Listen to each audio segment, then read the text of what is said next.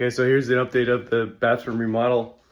So today I was a little bit out of it for some reason, probably because I've been doing this too much. Been tackling this project for too many hours, putting in too much time, kind of burning out in some way. But yeah, no, I've got the laser leveler out and I'm starting to figure out what I need for the cuts. So the reason why I got this laser leveler out, and now this one, I don't need it yet, but I don't know why I have it here, but so I basically tried to adjust this so that the level bubble was like perfect. And so what I did was I basically measured so basically I made sure that this laser is leveled, right? So I took this T-square and I basically put a perpendicular here so that now so that I can align that Schluter strip that's going to go against the tile, and I just put some plumbing tape or painter's tape to secure it a little bit, and from there on I measured the distance from the wall to the edge right here, and also at the very top. The reason why I want to do this is because it's a surveying kind of problem. This can be worded in a civil engineering surveying exam. So what happens is that if this is out of plumb, if this is not plumb, well, I can correct the cuts and still construct it based off of the error, a linear propagated error from one part to the other. So this is about 70 inches high, and I measured 31 and 5/8 across this part, and then at the very top I measured about 31 and a quarter inch. So there's an error difference, and this is crazy because one of my friends knows exactly why we're like, because you had 1 minute to go through this stuff to interpret the meaning of what you're looking at and trying to do the calculations and stuff like that. But this is all real life and like visual, so it's a lot easier to understand. So basically that 3/8 error has to go spread throughout every tile that's going to be stacked from one end to the other. And so that would be, I was trying to figure out like how many tiles I was going to need for that. So it's about, I measured about 70 point something. So I'm just doing a quick calculation for that. 70, there was a set, so I measured it as like 70 something. That's right, 70.75. So I basically said, okay, well, if we take 70.75, and then I was trying to figure out like what the grout lines, the ideal grout lines would be. So it's a little complicated, but if we assume that you have equal grout lines and they're all 1/16, and there's the number of tiles minus the, if we assume that there's like, well, it's like an iterative calc. So I'm going to take 70.75, right? Divide that by, let's just start with like a number and then try to incorporate the error. So you then divide that by the length of each tile is about 11.75, this amount. So they said you're going to have about 6.02. But in reality, we know that that's actually false. So it's actually 6 times 1/16, and then you take the 70.75, or the 11.75. Sorry, wait, yeah, the 11.75. Oh wait. Sorry. I mean, sorry. If there's an error of 1/16, that means you can subtract it from the whole thing. Never mind. I'm just trying to see how, I'm sorry, yeah, 11.75 minus 1/16, right? And then you take 70.75 and divide by that, and so you're gonna need, oh wait, I'm sorry, I meant not subtract, I meant add, sorry. It's not that I'm bad at math or anything like that, I'm just trying to get this right. So 70, we're just being kind of rough about this. So it will require 6 of the panels. So if we if there will be 6 in between, right? Um, and it's not going to be exactly 6, actually, which is kind of weird, but that means that the error is going to be spread throughout. So if you have 3/8 is the error. So you divide that by 6. So then each tile is going to need to be cut progressively by 1/16. So I'm just going to have to remember that. And I'll probably do a little bit more just so I'm covered. So I'm just going to I'm going to cut it more, like if I know I have to cut for like a length, I'm going to do it 1/16 less for each one. I'm probably more like 1/8 less, just so that it's probably better to get the right to get the right length. So I'm going to say, yeah, 1/16, and then we'll start with that. And then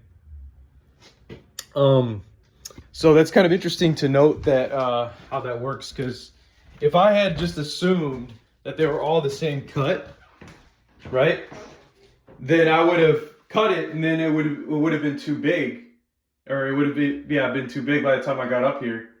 So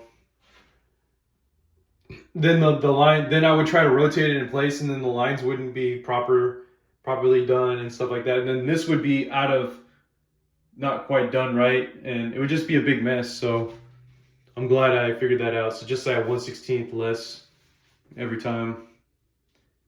That should make it work. So whatever I need to cut, I'm gonna add, however much I need. I'm gonna subtract 1/16 for this wall. So yeah, that's the update right now, and I'm probably gonna start the cut soon. But I actually gave myself the privilege to have a crap ton of carbs, and I had a little bit of sugar. I had a dessert with sugar in it, probably about 30 grams of sugar. It was like a confetti, what was it, like a cake, not cake, but like, they call that like a cupcake. And I thought it was really good. So when I had all that, and then I also had 3 tacos, and so there was a lot of carbs in that.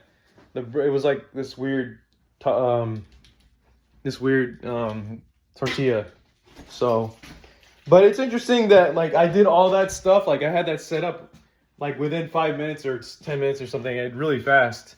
But I do feel a slight bit of a crash, so I have to chill out for a bit. But yeah, having carbs is interesting. I mean, and sugar and stuff. It's like the energy is like right. It's excessively there, but it's very short term. It's like super short term, and then you just like boom. It's boom. It's almost like you get the access whenever you want, but then it's short term, and then you gotta sit down and then get back into it and stuff.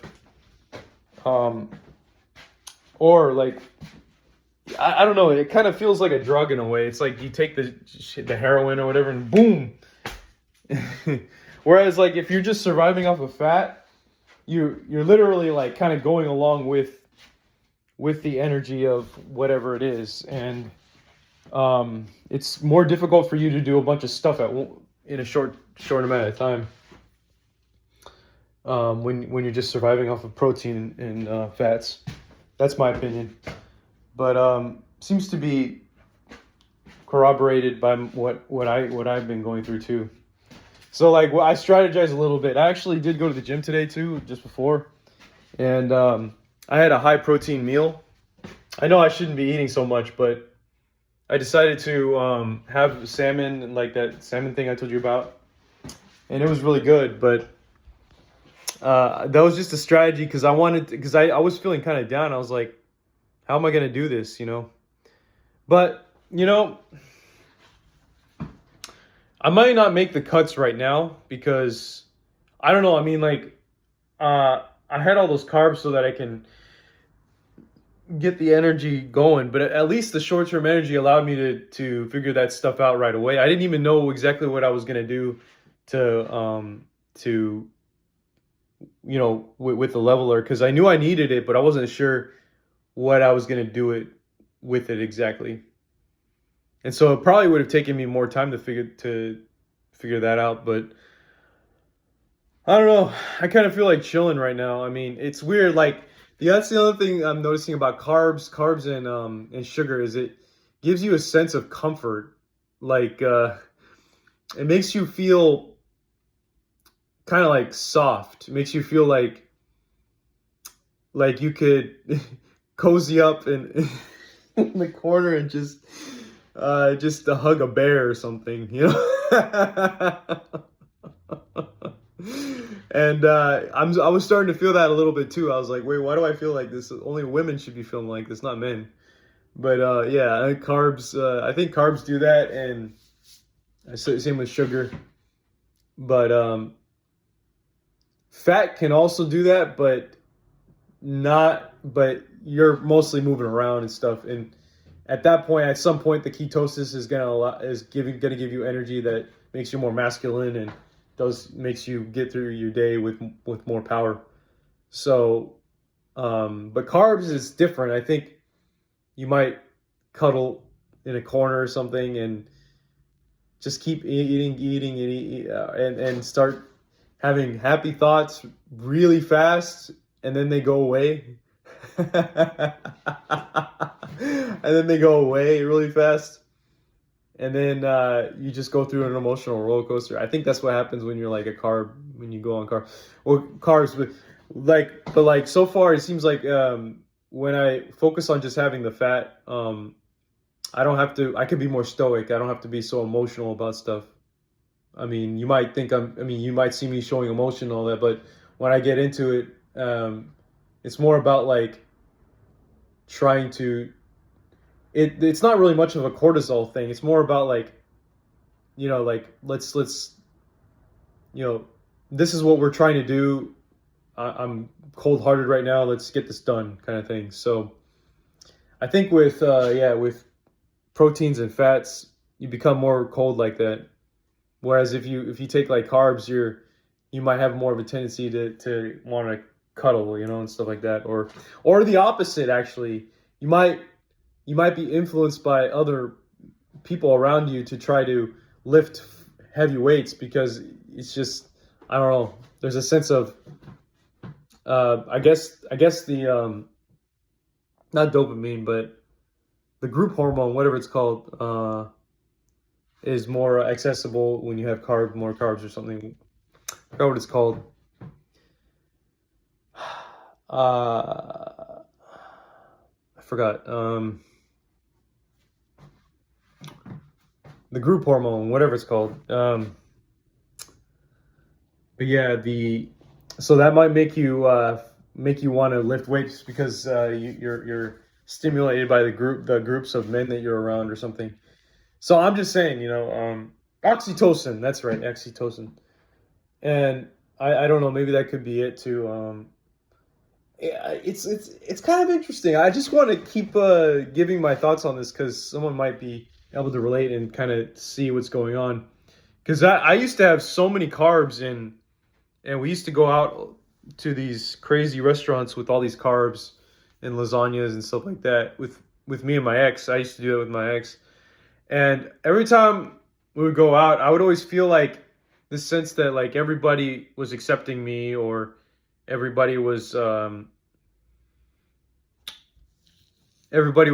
they were there was no hate, there was like just nothing but love and stuff like that, so it was like oxytocin left and right. And even so much to the point that it almost felt like I was going to meet and be with her family with like 100 people, and it always felt like I was kind of like the leader of the pack of 200 people that she knew, it's with that oxytocin release, like you get like that.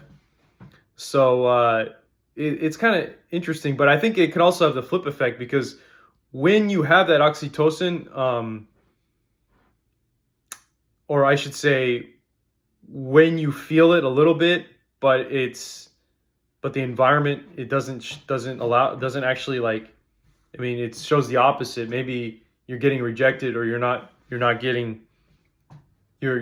being put in the corner, you're getting, what do you call that, ostracized or whatever.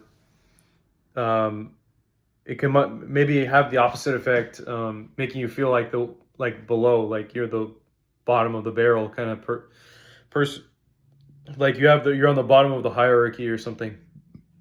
So whereas when I have fats and this is just what I think. I don't know if it's true, but when I have fats and protein, I don't really get that oxytocin so much. So I could care less whether I'm in the top of the hierarchy. I don't think about it. It doesn't even apply to me at that moment because I'm just so wrapped up in what I'm doing.